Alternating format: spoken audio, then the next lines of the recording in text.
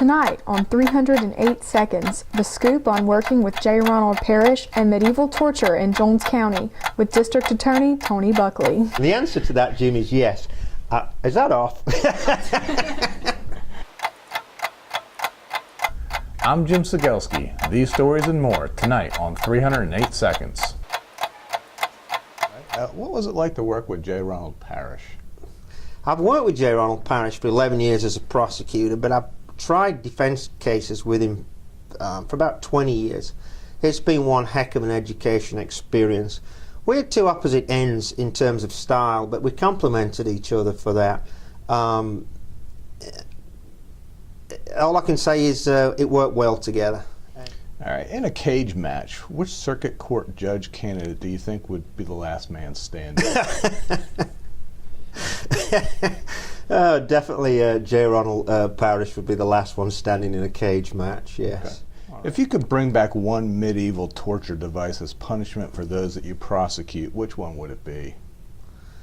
I'm not as familiar as I should be with maybe lots of medieval torture ones. I know we had the where they would press a heavy weight on somebody until they stopped breathing right. Then they would put them in a cage and leave them hanging from a tree. Then they'd be hang drawn quartering, which seems a bit, brutal after having watched Braveheart. All of them would be I think there's good old-fashioned stocks. I would like the stocks because you could put them out there at the courthouse. We could all go by and we could throw our old hamburgers from the McDonald's and ward bags right at the face.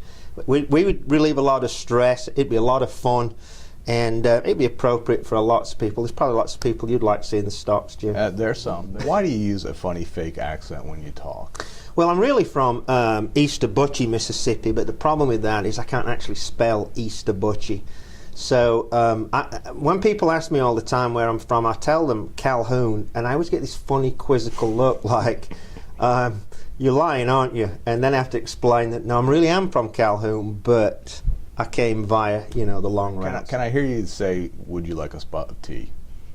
No, but I can say y'all and fixing. I ain't going to do this. Okay. But we try to maintain civilized standards around here, and at 4 o'clock in the afternoon I tried to introduce tea time to the employees, but I was met with literally the tea bag rebellion. They were throwing tea bags out the window, and I decided it was best just to retreat and allow for a coffee pot and a teapot. I'm pretty sure here it would have to be sweet tea. Yes, sweet tea, but no, they've made it clear coffee pot only, so okay. I've conformed to the locals. Can you speak American?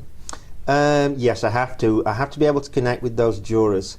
So I'm constantly watching any kind of Southern Classic I can to hone my communication skills. So far it's worked, though some people tell me that the only reason that we win some verdicts is because the jury hasn't understood a word I've said. Did you come to this country to escape religious persecution, or was it because you were sick of taxation without representation? Well, actually, it was a cultural exchange. The United States has sent over the the Boston Philharmonic Orchestra, and due to severe cuts in Britain at the time, during the Thatcher government, they only had me available, and they sent me to USM. Yeah. Very nice. So the US got the short end of the stick on that. And how do you celebrate July 4th? Well, I try to celebrate it quietly, but I've got people in my neighborhood that like to stick American flags in my yard, invite me over and for hamburgers and wave American flags constantly in my face and remind me that they whooped our rear over 200 years ago. So usually it's a very loud occasion for me, July 4th. I do enjoy the fireworks, though. Do you still celebrate Guy Fawkes Day? No, I did try and start that by lighting a big large bonfire in the subdivision at Windermere and throwing an effigy of a male person on top, but they called fire department, the police, and it was a hard time explaining that this was not a hate crime I was performing. It was actually a observed holiday in the United Kingdom. A little off subject here. Will you be coaching soccer this year?